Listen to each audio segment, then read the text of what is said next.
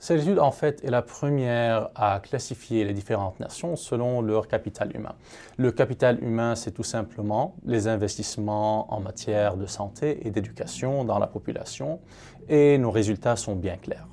On va dire qu'une économie prospère est impossible sans une main-d'œuvre qui soit instruite et en santé.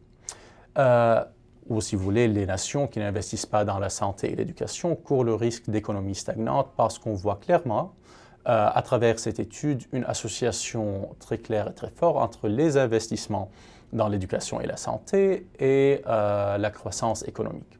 À titre d'exemple, on va prendre le Finlande, la Islande et le Danemark. Ils ont gardé leur premier, deuxième et troisième rang parmi tous les pays entre 1990 et 2016 en termes de capital humain, alors que la France est passée du 7e au 9e rang. Les États-Unis et le Canada et les États-Unis sont passés du 4e et 6e rang au 11e et 27e rang pour les États-Unis, donc un recul majeur.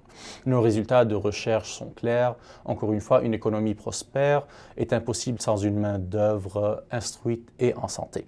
Cette étude fournit en fait les dirigeants du monde entier une feuille de route pour l'amélioration de la vie et les moyens de subsistance de leurs citoyens. Les pays, en fait, devraient considérablement investir dans leur taux de formation du capital humain. Le suivi de la production du capital humain peut sans doute en fait fournir un mécanisme visant à responsabiliser les gouvernements et les bailleurs de fonds pour les investissements dans la santé et l'éducation de leur population.